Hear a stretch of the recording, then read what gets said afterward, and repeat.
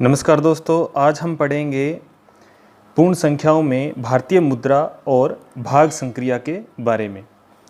तो क्लास अगर आपको अच्छी लगे तो लाइक कीजिएगा और कमेंट सेक्शन में कमेंट करके आप मुझे बता सकते हैं। हाँ, चैनल पर पहली बार है तो चैनल को सब्सक्राइब कीजिएगा। चलिए जी, स्टार्ट करते हैं भाग संक्रिया। जैसा आप देख पा रहे हैं, ये क्वेश्चन जो है रीट 2016 लेवल फर्स्ट में आया हुआ क्वेश्चन है कि 3 की पावर 98 को 5 से विभाजित किया जाए तो शेष क्या रहेगा। तो इसके भी बारे में डिस्कस करेंगे आगे। पहले सिंपल अपने करते हैं कि एक्चुअल में भाग संक्रिया होती क्या है, जिसमें कौन कौन से शब्द यूज किए जाते हैं। तो जैसे ये भाग है, भाग में इस यहाँ जो संख्या रखी जाती है उसको बोलते हैं भाज्य, और जिस संख्या से भाग दिया जाता है उसको बोलते हैं भाजक, और जो यहाँ वाला जो मान आता है उसको बोलते हैं भागफल। और यहाँ जो मिलता है उसको बोलते हैं शेषफल। इसका मतलब ये है कि भाजक और भागफल इन दोनों का गुणा और शेषफल जोड़ दिया जाए तो वो किसके बराबर होता है? भाज्य के बराबर। जैसे 3 है, 3 को 2 से भाग दिया तो 2 एकम 2 और शेषफल आया 1। तो अब देखिएगा 2 × 1 यानी भाजक और भागफल का गुणा 2 और 1 जोड़ दिया तो कितना हुआ? 3।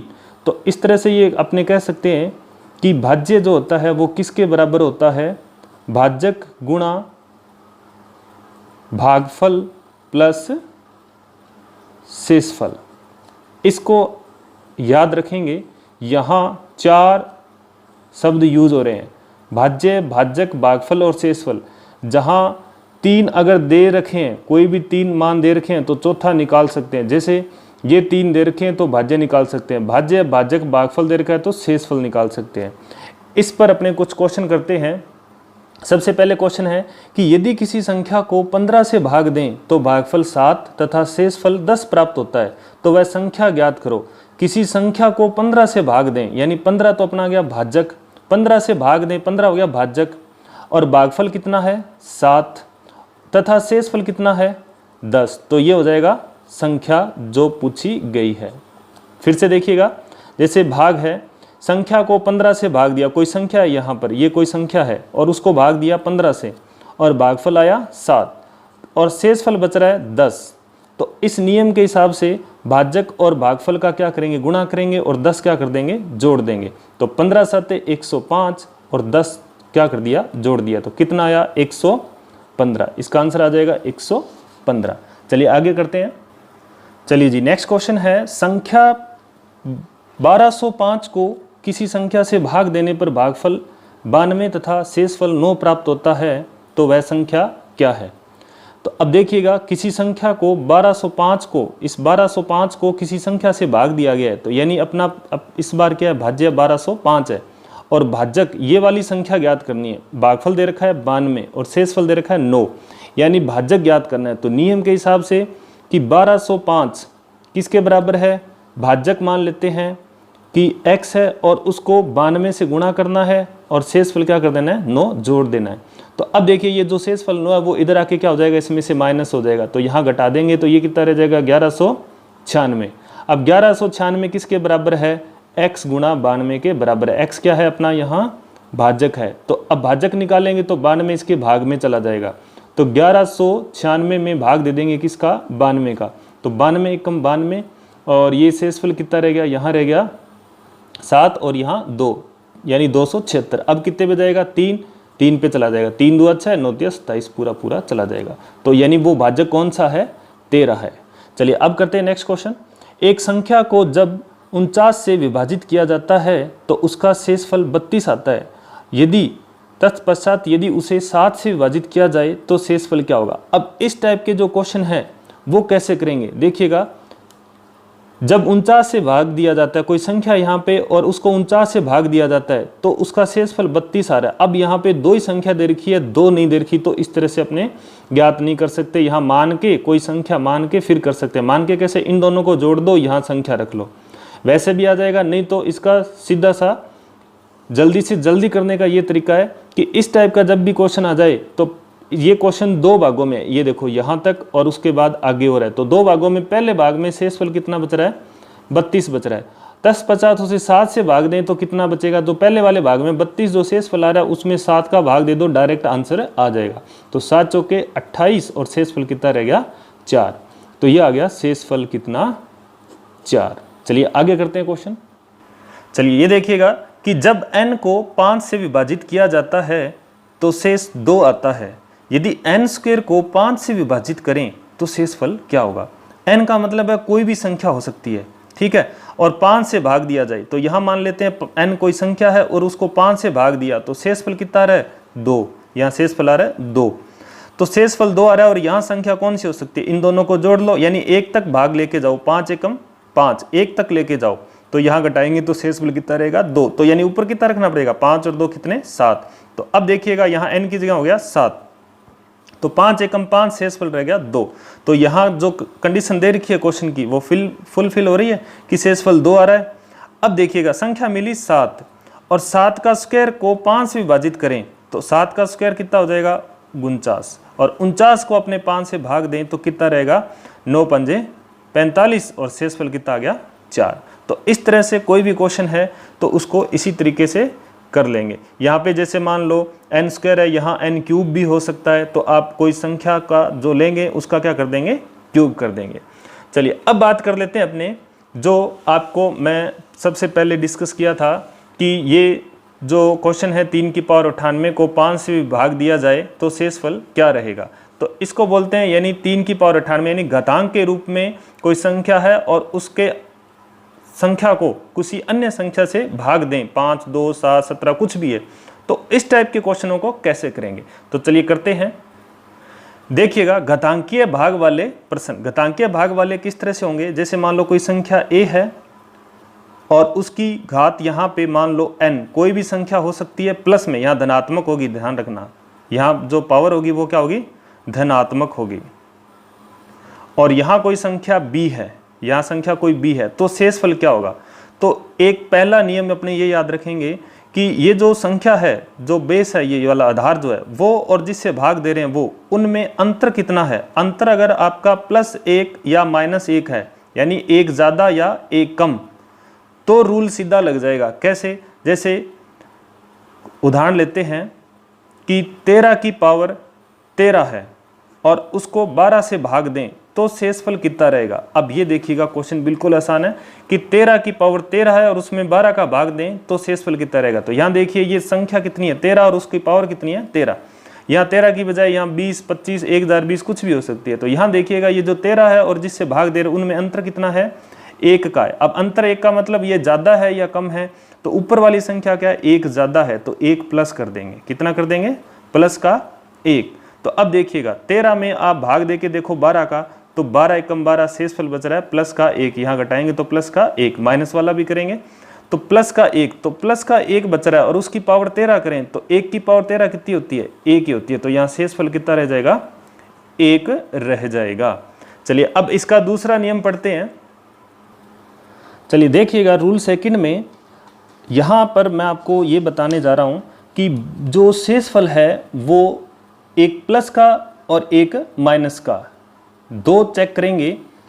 और जैसे मान लो संख्या 8 है और उसको मैंने दिया भाग किससे 7 से, तो 7 एकम 7, शेषफल कितना आ रहा है 1, और ये क्या है पॉजिटिव है, ठीक है।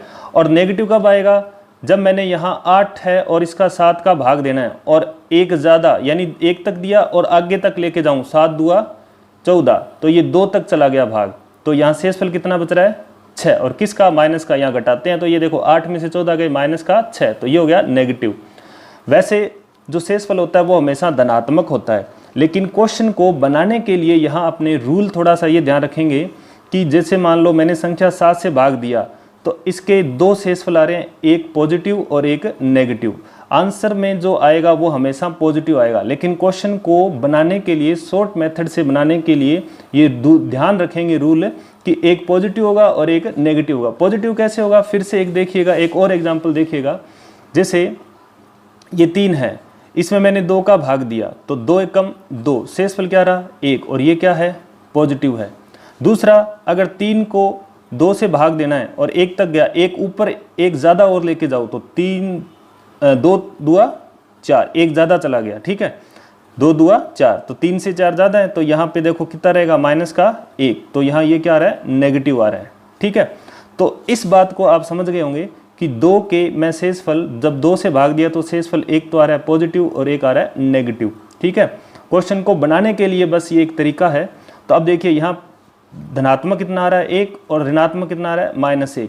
अब इन दोनों का योग करना है, यहाँ प्लस का 1 और माइनस का 1 है, ये मत सोचना कि यहाँ प्लस है और माइनस है तो 0 हो जाएगा, नहीं, ये जो साइन है उनको छोड़ दो, 1 और 1 कितने हो गए 2, इनको ध्यान रखेंगे तो इन दोनों का योग कितना हुआ, जो संख्या भाग दे रहे हैं जिससे उसी का योग है कितना 2। तो अब इस नियम से जब भी आपके पास ऋणात्मक में आ जाए तो क्वेश्चन का आंसर निकाल सकते हैं। जैसे उदाहरण लेते हैं, जैसे 11 की पावर 20 है और भाग दिया 12 से, पिछली बार 13 से दिया था, अब देखिएगा यहाँ अंतर कितना है 1 का है, यानी 1 कम है, ये ऊपर वाली संख्या 1 कम है। तो 11 में जब 12 का भाग देंगे तो देखो 12 एकम 12, और यहाँ ऋणात्मक में कितना आ रहा है माइनस का 1 आ रहा है, यहाँ कितना आ रहा है माइनस का 1, तो यहाँ आ रहा है माइनस का 1 शेषफल आ रहा है, यहाँ माइनस का 1 शेषफल आ रहा है। अब -1 का जो शेषफल आ रहा है उसकी पावर 20 करो, तो जब पावर 20 करेंगे तो माइनस का माइनस से गुणा करते हैं तो क्या होता है प्लस, 2 बार गुणा करते हैं, और माइनस की 1 की पावर 20 है तो उसका आंसर क्या आएगा प्लस का 1 आएगा, ठीक है। सम संख्या होती है तो प्लस का 1 आता है, तो इसका आंसर कितना आ जाएगा प्लस का 1। अब देखिएगा क्वेश्चन अगर इस तरह से हो जाए कि 30 गुणा 32 गुणा 40 है और भाग दे रहे हैं किससे 3 से, तो शेषफल क्या रहेगा। तो इन सब का गुणा नहीं करना, यहाँ देखिए 30 में 3 का भाग देंगे तो देखो 10 तिया 30 1 शेषफल रह गया, इसमें 32 में 3 का भाग देंगे तो 10 तिया 30 शेषफल कितना रह गया 2 रह गया, 40 में 3 का भाग दो तो कितने पे जाएगा 13 तिया 39, यानी शेषफल कितना रह गया 1। अब ये जो 1 2 1 आया इन सभी का गुणा कर दो, 1 गुणा 2 गुणा 1, तो ये कितना आया 2, तो इन सभी का गुणा करके फिर 3 से भाग दोगे तो भी शेषफल कितना आएगा 2 ही आएगा। तो इस टाइप के क्वेश्चन को भी अपने को ध्यान में रखना है। चलिए अब बात कर लेते हैं, जैसे 25 की पावर 25 में 26 का भाग दें, 26 का भाग दें तो शेषफल कितना रहेगा। तो यहाँ देखिएगा 25 की पावर 25 में 26 का, तो यहाँ 25 है और उसकी पावर 25 है और नीचे कितना है 26। अब देखिए 25 छोटा है 26 से, जिससे भाग दे रहे हैं वो बड़ा है, तो यहाँ शेषफल कितना रहेगा माइनस का 1 रहेगा।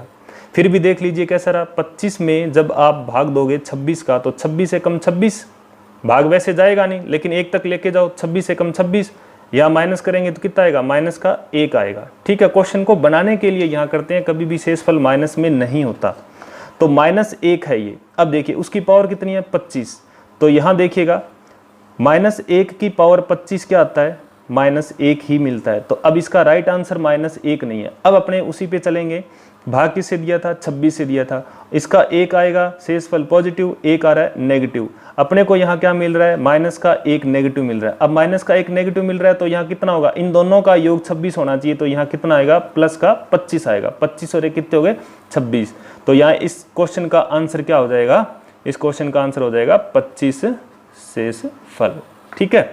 चलिए अब और कुछ क्वेश्चन करते हैं।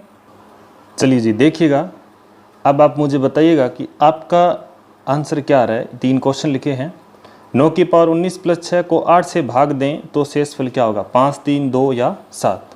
तो देखिएगा यहाँ 9 की पावर कितनी है 19, 9 की पावर 19 प्लस 6 और इसमें भाग देंगे 8 का, तो यहाँ देखिएगा 9 में 8 का भाग देंगे तो क्या रहेगा प्लस का 1 रहेगा, ठीक है। ये भी आपको बताया था कि कैसे रहेगा, 9 में जब अपने 8 का भाग देंगे तो 8 एकम 8 शेषफल रहेगा 1, ठीक है। जब 1 प्लस का या माइनस का अंतर हो, तो यहाँ प्लस का 1 अंतर आ रहा है, यहाँ पे 9 ज़्यादा बड़ा है प्लस का, ठीक है, और ये उसकी पावर 19, तो यहाँ 1 की पावर 19 क्या होती है 1 ही होती है, और ये जो प्लस का 6 है इसमें 8 का भाग देंगे तो क्या रहेगा प्लस का 6 ही रहेगा।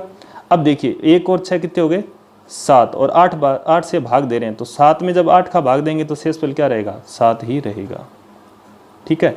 तो आंसर क्या हो जाएगा इसका 7। अब देखिएगा नेक्स्ट क्वेश्चन, 9 की पावर 6 माइनस 11 को जब 8 से भाग दें तो शेषफल क्या होगा। तो यहाँ देखिएगा 9 की पावर 6 और यहाँ माइनस है और बटे में कितना है 8, 9 में 8 का भाग देंगे, 9 में 8 का भाग देंगे तो प्लस का 1 रहेगा और उसकी पावर कितनी है 6, और इधर है माइनस का 11। अब 11 में 8 का भाग देंगे तो कितना रहेगा 3 रहेगा। कितना रहेगा 3, 8 एकम 8 कितना रहेगा 3। और यहाँ 1 की पावर 6 कितनी होती है 1, फिर आया माइनस, और यहाँ कितना है 3 बटे में कितना 8, तो कितना मिला माइनस का 2। अब देखिए शेषफल कितना आ रहा है माइनस का 2, तो शेषफल कभी माइनस में होता नहीं, ठीक है। हाँ, अपना नियम पढ़ा है कि अपनों ने 8 से भाग दिया है तो एक तो आएगा प्लस का शेषफल और एक आएगा माइनस का शेषफल, आंसर आएगा प्लस में ही। लेकिन अपना यहाँ मिल रहा है माइनस का 2। अब देखिए 2 में कितना और जोड़ूं मैं कि 8 बन जाए, तो कितना जोड़ूंगा 6 जोड़ूंगा, 6 और 2 कितने हो गए 8। यहाँ साइन को नहीं चेक करना प्लस है या माइनस, सिर्फ 6 और 2 कितने हो गए 8, तो प्लस का कितना मिल रहा है 6, तो इसका आंसर कितना हो जाएगा 6 हो जाएगा, ठीक है। तो उम्मीद करता हूँ आपको समझ में आया होगा। अब देखिए 19 की पावर 100 को 20 से भाग दिया जाए तो क्या शेषफल बचेगा। अब यहाँ देखिए 19 की पावर कितनी है 100 और भाग दे रहे हैं किससे 20 से। अब देखिए 19 20 से छोटा है, यानी शेषफल क्या रहेगा माइनस का 1 रहेगा। क्या रहेगा माइनस का 1। फिर भी चेक कर लीजिए, देखिए 20 से भाग देंगे तो 20 से कम 20 घटाएंगे तो क्या रहेगा माइनस का 1 रहेगा। तो यहाँ माइनस 1 की पावर कितनी है 100, जब माइनस 1 की पावर जब 100 करोगे तो क्या मिलेगा प्लस का 1 मिलेगा। तो अब यहाँ पे सीधा आंसर आ जाएगा प्लस का 1 क्या रहेगा शेषफल रहेगा। देखिएगा क्वेश्चन है 3 की पावर 98 को 5 से विभाजित किया जाए तो शेषफल क्या होगा। रीट 2016 लेवल फर्स्ट में पूछा गया क्वेश्चन है। तो यहाँ अंतर 1 नहीं है, यानी संख्या और जिससे भाग दे रहे उसमें अंतर क्या है 1 का नहीं है, यानी 3 है और ये 5 है, इनमें अंतर 1 का नहीं है। तो यहाँ क्या करेंगे, जब भी भाग में 5 आए 2 आए या 10 आए तो इसके लिए आपको बताया था कि इकाई अंक ज्ञात कर लेंगे ऊपर वाली संख्या का। वो कैसे ज्ञात करेंगे, तो 3 की पावर 98 में 5 का भाग देना है, ठीक है। तो यहाँ 3 की पावर 98 पावर कुछ भी है उससे भाग दे लो 4 से, उसको भाग दे दो 4 से। तो यहाँ 4 से भाग दिया तो 24 चौके 96, तो शेषफल कितना रह गया 2। तो यहाँ शेषफल 2 बच रहा है, तो 3 की पावर 2 कर दो, ये जो 3 था उसकी पावर कितनी कर दो 2 कर दो, और यहाँ किससे भाग देंगे 5 से। तो यहाँ देखिएगा 3 की पावर 2 कितना होता है 9, और इसमें 5 का भाग देंगे तो शेषफल कितना बचेगा 4 शेषफल बचेगा। 5 एकम 5 शेषफल कितना रह गया 4, तो इसका आंसर हो जाएगा 4। चलिए देखिएगा कि 2 की पावर 31 को 5 से विभाजित किया जाए या करने पर शेषफल क्या होगा, ठीक है।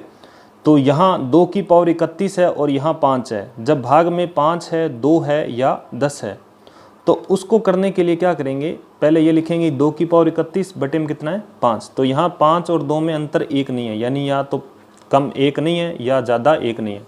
तो यहाँ क्या करेंगे, ये जो 2 की पावर 31 है इसको पहले इस मेथड से करेंगे कि 2 की पावर 31 है तो 31 में आप 4 का भाग लगा दो कि 2 की पावर 31 में इकाई अंक क्या रहेगा, यहाँ क्या ज्ञात कर लेंगे इकाई अंक ज्ञात कर लेंगे, ठीक है।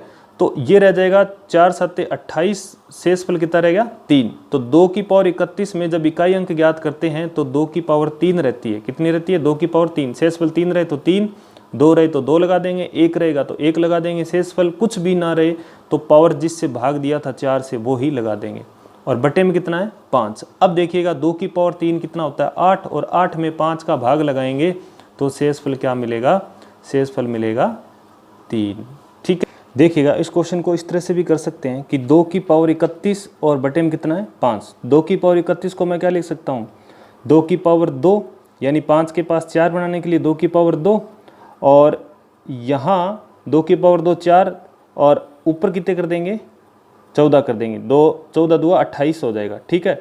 28 फिर भी 3 रहेगी तो यहाँ 15 कर सकते हैं, 15 दुआ 30, यानी 30 पावर पूरी होगी 2 की, ये देखो 15 दुआ 30, 2 की पावर कितनी होगी 30 पूरी होगी, और 1 रहेगी 2 की पावर 1, क्योंकि m की पावर n और m की पावर q हो, जब आधार समान हो तो घातें क्या हो जाती है जुड़ जाती है, m की पावर n प्लस q हो जाएगा। तो यहाँ कितना हो जाएगा 15 हो 30, और 1 कितना हो जाएगा 31 वापिस हो जाएगा, ठीक है।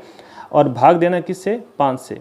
तो यहाँ देखिएगा 2 की पावर 2 कितना हो गया 4, और उसकी पावर कितनी 15, और गुणा 2 की पावर 1, 2 ही लिख सकते हैं बटे में 5, यानी 2 की पावर 31 को मैं तोड़ के इस तरह से लिख सकता हूँ 4 की पावर 15 गुणा 2 की पावर 1 और बटे में कितना 5 है। ठीक है। अब देखिए 4 में जब 5 का भाग देंगे क्या आएगा, माइनस का 1 आएगा। अब देखिएगा यहाँ -1 की पावर जब 15 करेंगे तो कितना मिलेगा, माइनस का 1 मिलेगा। और गुणा में कितना, यहाँ 2 आगे और है तो कितना आया, नीचे 5 था तो ऊपर आ गया -2, तो शेषफल कितना आ रहा है, -2। तो अब देखिए 5 से भाग दिया तो नेगेटिव शेषफल और पॉजिटिव शेषफल, प्लस और माइनस, माइनस का आ रहा है 2, तो यहाँ कितना करना पड़ेगा कि 5 मिल जाए। तो देखिए 2 और 3 कितने हो गए, 5, तो शेषफल कितना आ जाएगा, 3 शेषफल आ जाएगा, प्लस का 3। शेषफल हमेशा क्या होता है, धनात्मक होता है, ऋणात्मक कभी नहीं होता। ठीक है। अब देखिएगा नेक्स्ट क्वेश्चन है, 3 की पावर 69 को 82 से भाग दें तो शेषफल क्या होगा। यहाँ देखिएगा ये 3 और 82 कुछ अलग टाइप का क्वेश्चन है, तो इसको 82 को और 3 को देखिए, 3 को कौन सी पावर करें कि 82 के नज़दीक आ जाए। तो देखो 3 गुणा 3 गुणा 3 गुणा 3 गुणा 3, तो देखिए 3 आ गया, 3 तिया 9, 9 तिया 27, 27 तिया 81। तो देखिए 4 बार जब 3 को गुणा करते हैं तो 81 बन जाता है, और 81 82 के एक कम है। तो यहाँ लिख सकते हैं 3 की पावर 4, कितनी लिख सकते हैं, 3 की पावर 4, और गुणा में ये कितनी रहेगी, 4 यहाँ से कम कर देंगे तो 4, तो ये कंप्लीट हो गई। ठीक है। और ये यहाँ पे 3 की पावर 4 है, तो अब देखिए यहाँ कितनी करें, और यहाँ अपने 1 करनी पड़ेगी। अब देखिएगा 69 में 4 का भाग लगा दो, 4 एकम 4 और कितने रहेगा 29, 7 चौके 28, यानी कितने रहेगा 17, यानी अब देखिए 17 चौके 68, यानी 3 की पावर 68। देखो 68 69 बनानी है, 68 तो ये होगी 17 चौके 68 और 1 ये होगी 69, तो टोटल कितनी होगी, 3 की पावर 69 कंप्लीट हो गई। ठीक है। और किससे भाग देना है, 82 से। तो ये आप समझ गए होंगे कि पावर जो 3 की 69 है उसको 17 चौके 68 और 1 69 में तोड़ लिया। अब देखिए कि 3 की पावर 4 कितना हो गया, 81 की पावर 17 और गुणा में कितना है 3, और भाग दे रहे हैं 82 से। 81 में जब 82 का भाग देंगे तो शेषफल क्या आएगा, माइनस का 1 आएगा। अब माइनस का जब शेषफल 1 आ रहा है और उसकी पावर 17 करेंगे और गुणा 3 से करेंगे तो -1 की पावर 17 विषम संख्या, तो आंसर माइनस में ही आएगा। -1 को 3 से गुणा करेंगे तो क्या आएगा, माइनस का 3, और 82 से क्या दे रहे हैं, भाग दे रहे हैं। अब आप देखिएगा माइनस का 3 क्या आ रहा है, शेषफल आ रहा है। तो यहाँ अपनों पढ़ा है कि एक धनात्मक शेषफल और एक ऋणात्मक शेषफल, आंसर हमेशा होता है धनात्मक। तो यहाँ मिल रहा है अपना 3 माइनस का। तो अब देखिए 82 में से 3 घटा दो, कितना रह गया 7 9, तो इसका शेषफल क्या हो जाएगा, 7 9 हो जाएगा। ठीक है। तो ये थे कुछ भाग पर आधारित क्वेश्चन। भारतीय मुद्रा, भारतीय मुद्रा में आपने पढ़ेंगे सिक्के और नोट के बारे में। ठीक है। जो भारतीय मुद्रा है उसमें सिक्के, जो प्रचलन में सिक्के थे या है वो कौन कौन से हैं, सबसे पहले उनके बारे में बात करते हैं। प्रचलित सिक्के और इधर है अपने नोट। तो प्रचलन में जो सिक्के थे वो अपने पास हैं 5 पैसे का सिक्का, 10 पैसे का सिक्का, ये पैसे होंगे यहाँ पैसे, 25 पैसे का सिक्का, 20 पैसे का सिक्का और 1 रुपया। उसके बाद 2 रुपये के सिक्का, 5 रुपये का सिक्का और 10 रुपये का सिक्का। ठीक है।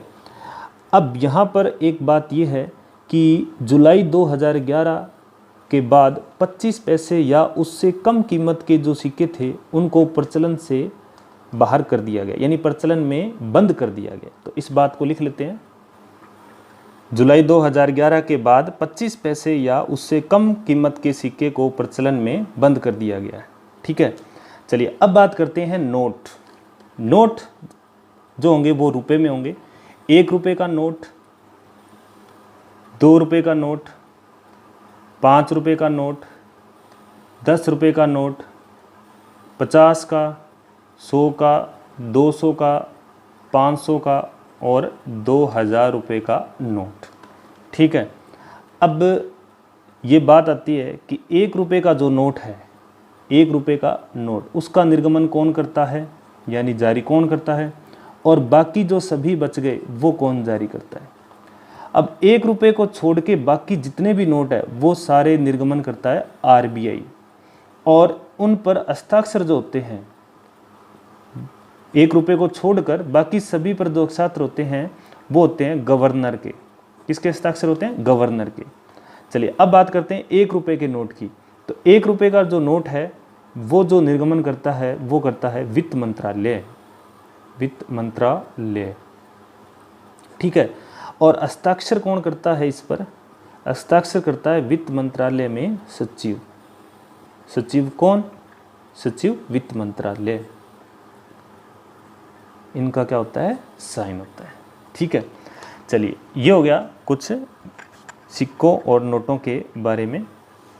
अब बात करते हैं कि जो सिक्के और जो नोट है उनकी छपाई यानी नोटों की छपाई और सिक्कों को कहाँ बनाया जाता है और भारत में कितनी जगह बनाया जाता है। तो सबसे पहले बात करते हैं अपने नोटों के बारे में।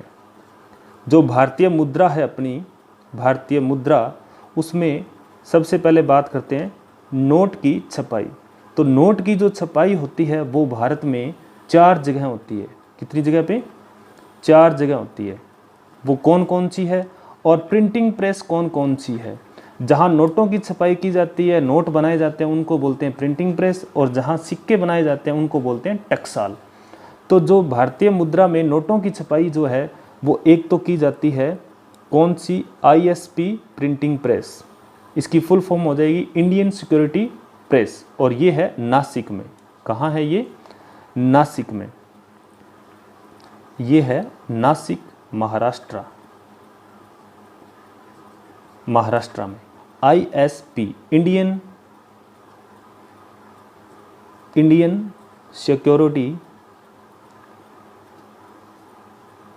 Security press.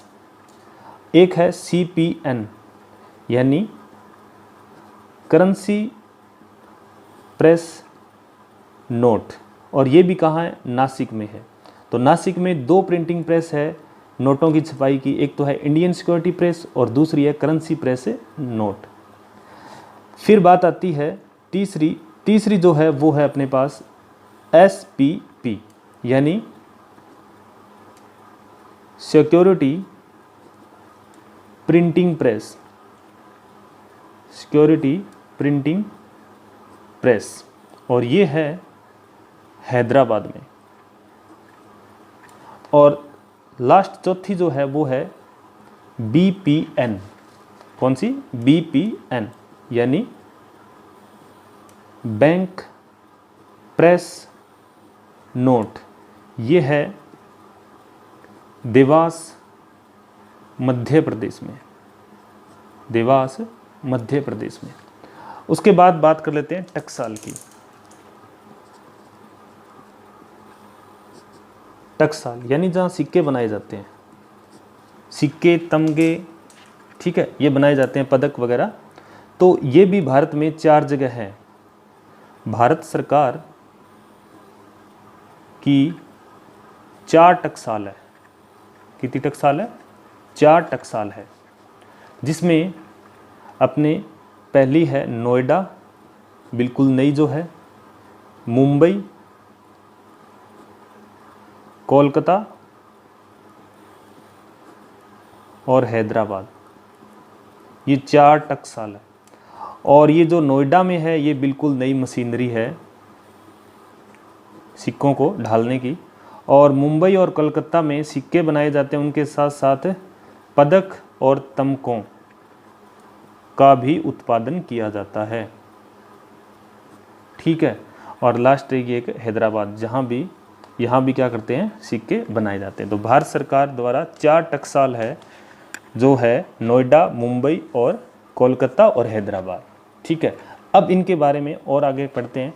तो भारतीय जो चिन्ह है ये तो चलो पढ़ लिया। अब देखिए भारतीय मुद्रा का जो चिन्ह है अपना, वो कैसा है चिन्ह?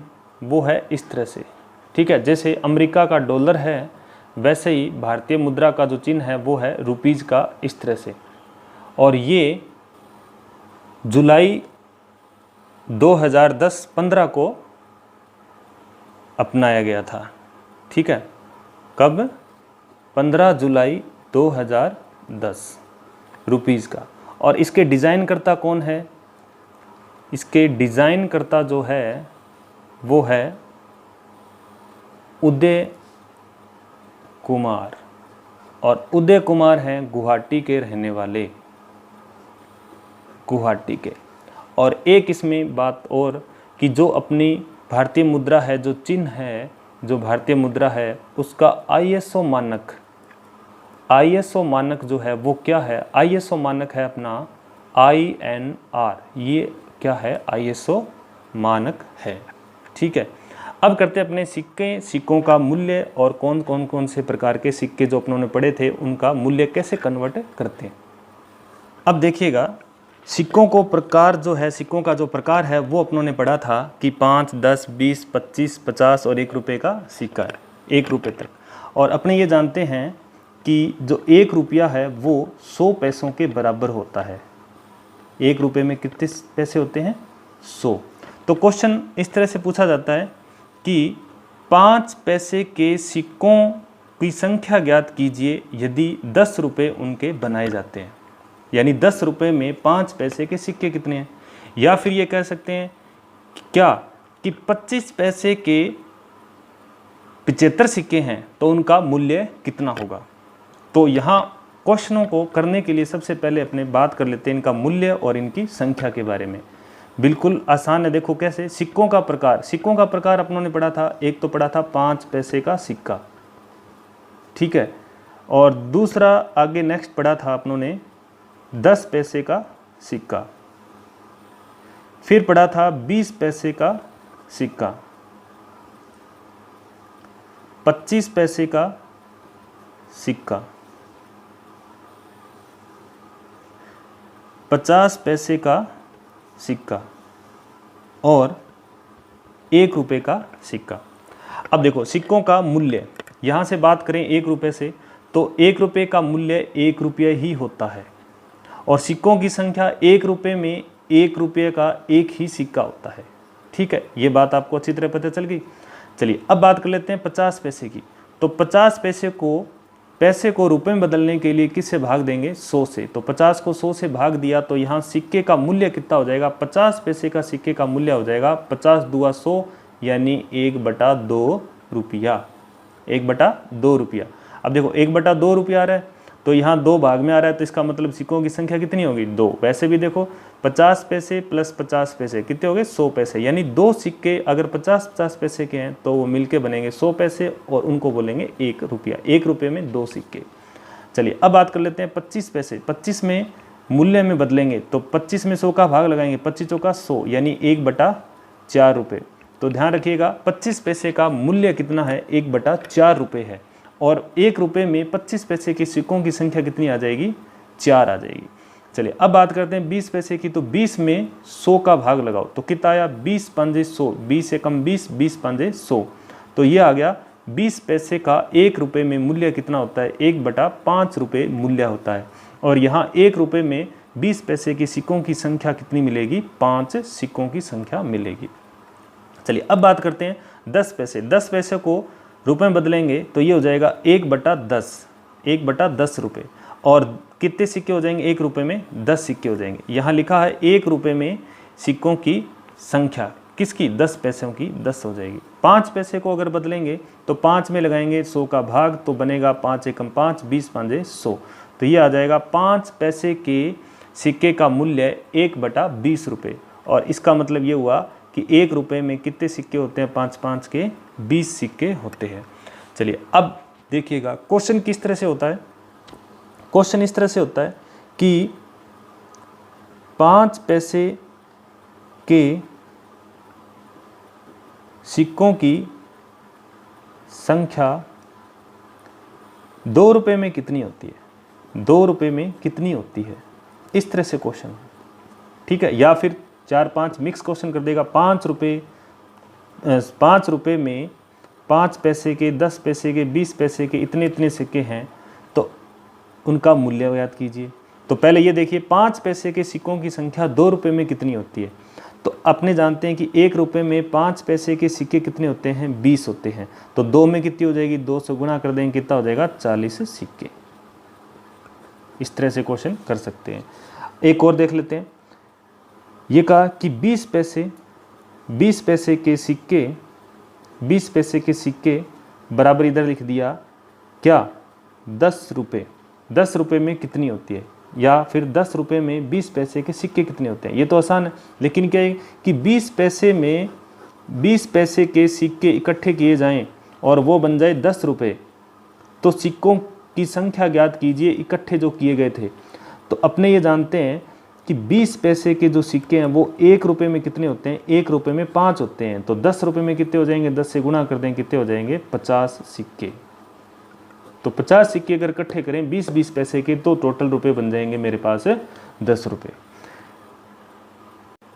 तो दोस्तों वीडियो कैसा लगा कमेंट सेक्शन में कमेंट करके आप बता सकते हैं। अच्छा लगा हो तो लाइक कीजिएगा और हमारे चैनल को सब्सक्राइब कीजिएगा। मिलते हैं नेक्स्ट वीडियो में, तब तक के लिए जय हिंद जय भारत।